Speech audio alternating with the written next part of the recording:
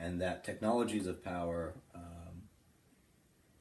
impact how we craft identity, and identity oftentimes is a very hegemonic practice because a lot of our technologies work to sustain dominant ways of thinking and dominant modes of self. That was complicated, wasn't it? So, for instance, hegemony, if you did not know, is the process of dominant ways and oftentimes oppressive ways of seeing the world being sustained through various performances and practices. And so technologies of the self, like the internet, it might be that it is simply just another sort of technology of self that can be potentially itself oppressive because it only allows for certain types of identity. Well, for instance, the digital divide. Oftentimes we do think that everybody has access to the internet. That ain't true. So there's something about the internet and being on the internet that already says something about your identity. That you are affluent enough, even though you might not think you're affluent at all, to have access to this thing. But also, like, things like LinkedIn will allow only certain, these profiles. So like, for instance, those online dating profiles, they ask you lots of information, but they are selective in what you are allowed to say and not say. So oftentimes, and for instance, if you view television as television is a technology, obviously, but Super Bowl is coming up. Folks are going to be looking at these commercials and everything like that. What do they sell? I don't know. But they will also craft certain ideas of who we ought to be and what we ought to buy, because oftentimes we find who we are through what we buy. I want to be an outdoorsy person, even though I don't. But my allergies are really bad. And I don't want to go outside, so I'm going to buy a Jeep. I do. This is serious. I don't even have to run anymore because I have a Honda Fit. Just driving it, I burn calories. Actually, I do eat burn, but Fit. They come up with these names on purpose, right? Masculine car names. They just should call, the new Ford Man Truck. Has a keg inside. But in any case, but the flip side of that is a lot of the technologies can also, depending on how we utilize them, liberate. We can be liberated from the constraints of oppression, possibly, depending on the situation. And I'll say more about that. And basically, technologies of the self allow us through the process of bricolage to help craft our complicated identity or identities in certain ways. I never think in terms of identities, because we constantly have multiple identities. And bricolage is just this idea is, we're lots of different things all at the same time. A montage, bricolage, whatever. A spectrum of colors. All right? But in any case, okay. That was sort of complicated.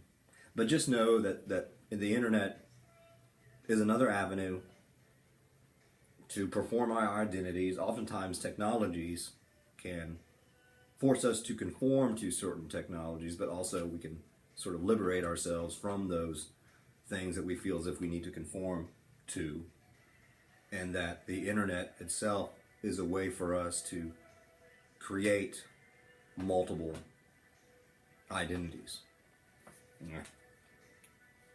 I have a face. I have a book. Yeah, I have Facebook. And lots of friends. Not a whole lot, but yeah. And I'm super cool, and I like to play with my identity. So a key term here, and sometimes I do, I don't know, but you have to understand this general idea of what identity play is. It's a real word. It's a real 2 words, actually. Basically, see, this helps me with my computer. It's so much sharper but I can't read with this stuff. And plus, it's dark. I'm gonna turn this on as soon as. Ah, jeez. Sorry. There we go. Okay. In theory, CMC offers a special opportunity for identity play, pretending to be someone else or just portraying different aspects of yourself. A woman can play at being a man and vice versa. The color of your skin can be irrelevant if you want it to be. Gay people can come out online without the usual fear of prejudice and discrimination. You never need to know that that person you're communicating with is deaf or in a wheelchair. So there's some interesting things about identity play. There's a little thing here. It says nobody knows you're a dog online. Something like that. So there is a lot of research out there about people doing this, and a lot of this stuff grows from things that I've already been talking about, and that is, in the world in which we live, do we really need a body? Well, I don't know. But there is a lot of information out there about issues of disembodiment. And this idea that because your body is not there, you can explore different aspects of your identity. Because the body ain't there. It is escape from the physical person. It is the disembodied self. Their argument, actually this is Wynn and Katz, was that identity processes, or was that Turkle? It doesn't really matter. Processes and communication may be far more complex than some others have suggested. Certainly there is room for play and performance, but this is also true of offline identity, which is a good point. The trouble with much of the early excitement about identity play in cyberspace is that it tended to exaggerate the realities of online communication in terms of what people actually do, but nonetheless. So that's the next thing. Do folks really do the identity play? Some people are really worried about that, but the research indicates that people actually don't go too crazy. But the idea is that we are generally always playing with our identity, regardless if it's face-to-face or CMC. But CMC does offer us creative ways of doing all that type of stuff. But the big point here about disembodiment is that we can liberate ourselves from our own body. And in face-to-face, that's hard to do. So it can help us in a way to play with our identity, although a lot of folks don't really play with their identity. It goes back to the accurate self versus the odd self versus the ideal self and stuff like that. Now, some things that I think are really cool. I mean, this all says this is all building up to particularly when it comes to issues of identity, can cyberspace be liberating? And there's this little really interesting idea in this particular book that talks about so-called cyberspace and race and being colorblind, if that's possible. Henry Jenkins asks if the promise of a place where racial and ethnic differences don't matter is a techno-utopia or a fantasy. Like many white liberals, I don't know who's saying this, one of the writers, I had viewed the absence of explicit racial markers in cyberspace with some optimism, seeing that emerging virtual communities as perhaps our best hope ever of achieving true colorblind society. That's what we want. But following a short survey, Jenkins found that ethnic minority participants in an online forum reported that others simply assumed everyone else in the forum was white, even to the point of telling racist jokes. As a result, Jenkins feels forced to conclude, perhaps when early white netizens, citizens of the net, were arguing that cyberspace was colorblind, what they really meant was that they desperately wanted a place where they didn't have to think about, look at, or talk about racial difference. So we play with identity, but also, and it can be liberating, but also at the same time, it's more complicated than that. It goes back to Foucault. It can sustain certain perspectives that are very, very problematic. There's a little conclusion here that I think is really, really interesting. It's a big, larger theory. Okay, blah, blah, blah, blah, blah. If you like, blah, blah, whatever. This idea of human interaction as performance, and this is a big thing here, performance, and the creativity and freedom of choice associated with forming identities was something explored by renowned communication scholar Irving Goffman. I think Goffman was discussed in another previous chapter. In his famous book, The Presentation of Self in Everyday Life, and this is way back in the 50s, Goffman used theoretical performance as an extended metaphor for how we present ourselves in daily social interactions. Goffman writes about the performer and the character involved in the act of self-presentation in these interactions.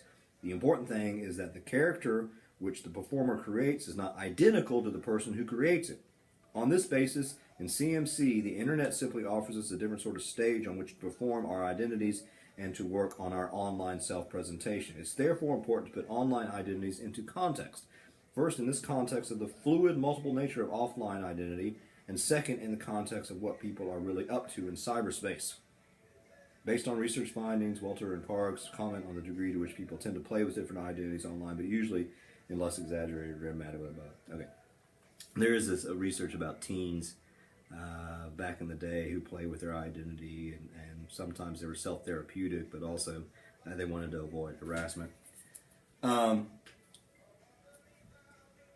story short, it's liberating, but also not necessarily liberating, but if anything else, it's just another stage for us to play with our identity and construct our identity, which we're constantly doing, both face-to-face and CMC, and again, all of this stuff is merging.